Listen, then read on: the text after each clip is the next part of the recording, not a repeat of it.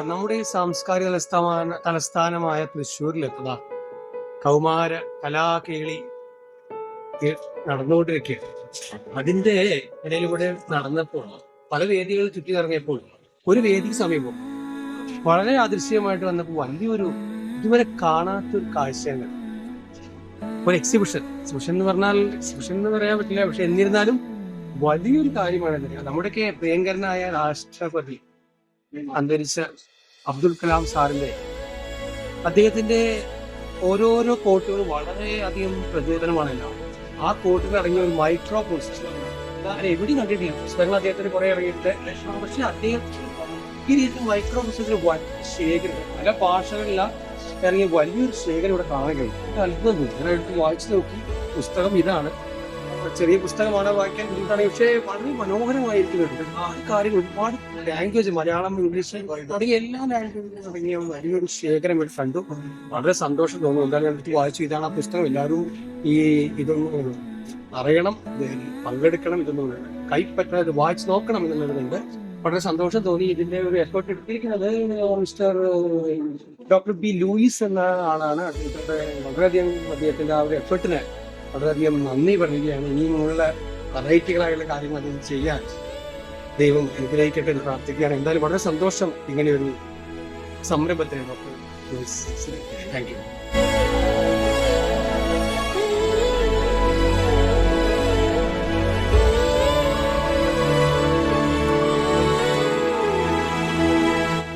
ഞാൻ അശ്വരൻസ് Thrissur model boys higher secondary സ്കൂളില് +1 വിദ്യാർത്ഥിയാണ്. ഞാനിവിടെ NCC ഒരു ക്യാഡറ്റാണ്. ഈ കലോത്സവം ഈ തൃശ്ശൂർ ഫുള്ള് നടത്തുമ്പോൾ ഞാൻ ആദ്യമായിട്ടാണ് ഇങ്ങനെ ഒരു ബുക്ക് കാണുന്നത്. Breeze foundation and shadow publication micro ബുക്സാണ്. ഇതിന്റെ ഹെഡായ ഒരു സാർ ഡോക്ടർ ബി ലൂയിസ്. ആ സാറിന് എൻ്റെ എല്ലാവിധ ആശംസകൾ. Thank you.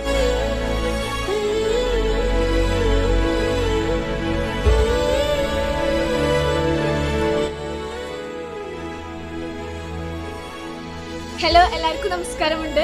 ഇന്ന് നമ്മുടെ 64ാം കലോത്സവത്തിലെ 3ാം ദിവസമാണ് ഇവിടെ നടന്നുകൊണ്ടിരിക്കുന്നത്. അപ്പോൾ ഞാനിപ്പോൾ ഉള്ളത് government model boys higher secondary സ്കൂളിലാണ്.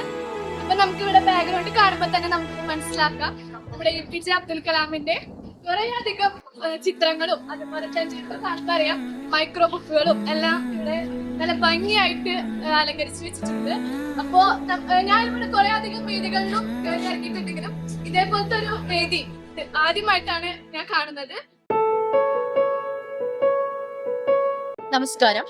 കേരള സംസ്ഥാന സ്കൂൾ കലോത്സവത്തിന്റെ 64ാം കലോത്സവമാണ് ഇവിടെ നടന്നുകൊണ്ടിരിക്കുന്നത്. 24ഓളം വേദികളിലായിട്ടാണ് ഈ കലോത്സവം നടന്നുകൊണ്ടിരിക്കുന്നത്. അതിൽ എന്നെ ആകർഷിച്ച ഏറ്റവും വലിയൊരു വേദി എന്ന് പറയുന്നത് ഈ ഒരു വേദിയാണ്, മോഡൽ ബോയ്സിലെ വേദി എന്ന് പറയുന്നത്. ഇവിടെ എന്ന് പറയുന്നത് നമ്മളെല്ലാം മറ്റു വേദികളിലെല്ലാം നമുക്ക് കരഘോഷങ്ങളുടെ ആവേശം ഉണ്ടെങ്കിൽ ഇവിടെ നിശബ്ദതയിൽ വലിയൊരു ലോകം സൃഷ്ടിച്ചിരിക്കുകയാണ്. ഇതെന്ന് പറയുന്നത് golden words of APJ Abdul കലാമിന്റെയാണ്. ഇത് ചെയ്തിരിക്കുന്നത് ബ്രീസ് ഫൗണ്ടേഷൻസ് ആൻഡ് ഷാഡോ പബ്ലിക്കേഷനും NSS യൂണിറ്റിന്റെ സഹകരണത്തോടാണ് ചെയ്തിരിക്കുന്നത്. ഇതെന്ന് പറയുന്നത് APJ അബ്ദുൽ കലാം പറഞ്ഞ ഈച്ച് ആൻഡ് എവറി വേർഡ്സ് നമുക്ക് ഇവിടെ കാണാൻ സാധിക്കും. നിങ്ങൾ ഈ കലോത്സവത്തിൽ വന്നിട്ട് നിങ്ങൾ ഈ ഒരു വേദി കാണാതെ പോയെങ്കിൽ നിങ്ങൾക്ക് ഏറ്റവും വലിയൊരു തീരാ നഷ്ടമാവും ഇതെന്ന് ഞാൻ പറയുന്നു.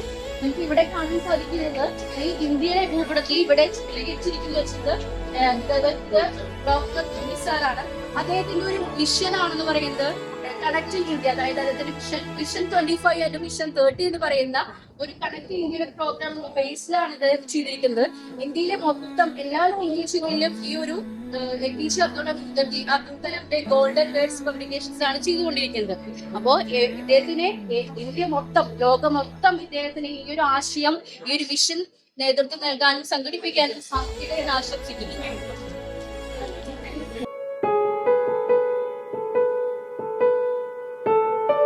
നമസ്കാരം. ഈ കലോത്സവ വേദിയിൽ എന്നെ ഏറ്റവും വളരെ ആകർഷിച്ച സംഭവമാണ് ഡോക്ടർ ലൂയിസ് അവരുടെ ഈ ഒരു സംഭവം. വളരെ മനോഹരമായിട്ട് നല്ല രീതിയിൽ ചെയ്തിട്ടുണ്ട് പറഞ്ഞു. അബ്ദുൽ കലാം സാറിന്റെ എല്ലാ വാക്കുകളും നമുക്ക് നല്ല രീതിയിൽ മനസ്സിലാക്കാനും ചിന്തിക്കാനും നമുക്ക് ഏറ്റവും കൂടുതൽ ഇഷ്ടപ്പെടുന്ന ഒരു സംഭവമാണ്. അത് നമ്മൾ ഒരു വ്യക്തിയെ നമ്മൾ ജീവിതത്തിൽ അനുകരിക്കുമ്പോൾ അത് ആരാണ് നമ്മൾ ഏറ്റവും കൂടുതൽ നമ്മൾ ഏറ്റവും ഇഷ്ടപ്പെടുന്ന ഒരു വ്യക്തിയാണ് കലാം സാർ. അദ്ദേഹത്തിന്റെ എല്ലാ വാക്കുകളും, അദ്ദേഹം പറഞ്ഞിട്ടുള്ള ഓരോ വാക്കുകളും അടിപൊളിയായിട്ട് വളരെ മനോഹരമായി ഏതൊരു സാധാരണക്കാരനെ മനസ്സിലാകുന്ന രീതിയിൽ ചെയ്തിട്ടുണ്ട്.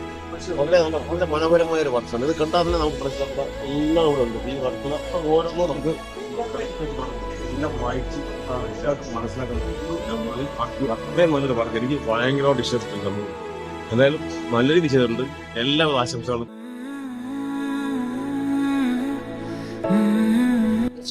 ഞാൻ തൃശ്ശൂർ പബ്ലിക് ലൈബ്രറിയിൽ 18 വർഷമായിട്ട് സേവനം അനുഷ്ഠിച്ചു വരുന്നു.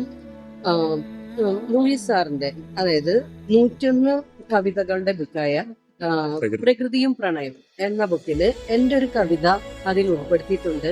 സാറിനാണ് അതിന്റെ ഫുൾ ക്രെഡിറ്റ്. എനിക്ക് ആദ്യം ഒരു കവിത എഴുതുന്നുണ്ടായിരുന്നുള്ളൂ. അപ്പോഴാണ് സാർ പറഞ്ഞ അത് കുഴപ്പമില്ല, ഇങ്ങനെയുള്ള ഒരാള് തന്നെയാണ് അത് എഴുതേണ്ടത്. അങ്ങനെ പറഞ്ഞ് ആ കവിത അതിൽ ഉൾപ്പെടുത്തുകയായിരുന്നു. ഇപ്പോ 64ാമത്തെ സംസ്ഥാന കേരള കലോത്സവം നടക്കുന്ന വേദിയിൽ ഞാൻ മോഡൽ ബോയ്സ് സ്കൂൾ സന്ദർശിച്ചപ്പോൾ സാറിന്റെ ഒരു, അതായത് മൈക്രോ ബുക്ക്, അബ്ദുൽ കലാമിനെ കുറിച്ചിട്ടുള്ള ഒരു മൈക്രോ ബുക്ക്, അതിന്റെ ഒരു ഗാലറി ഞാൻ കാണാനിടയായി. ഞാൻ ഇവിടെ ഇതുവരെയും ഒറ്റ സ്റ്റേജിലും ഞാനിങ്ങനെ പോയപ്പോ ഇതുവരെയും കണ്ടിട്ടില്ല. നല്ലൊരു ഇതായിട്ടുണ്ട്.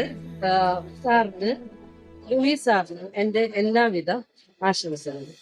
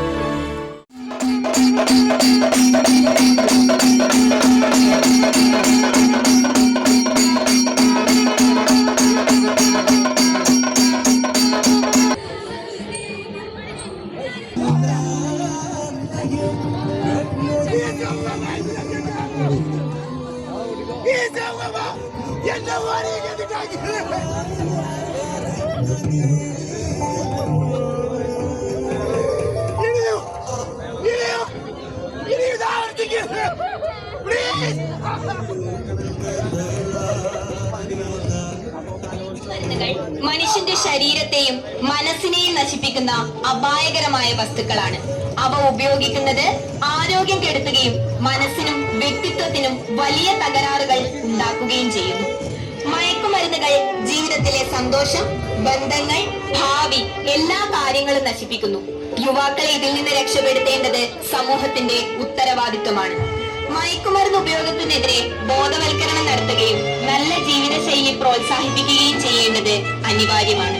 മയക്കുമരുന്നുകൾക്ക് നോ പറയുക. ആരോഗ്യകരമായ ഭാവിയെ തിരഞ്ഞെടുക്കുക.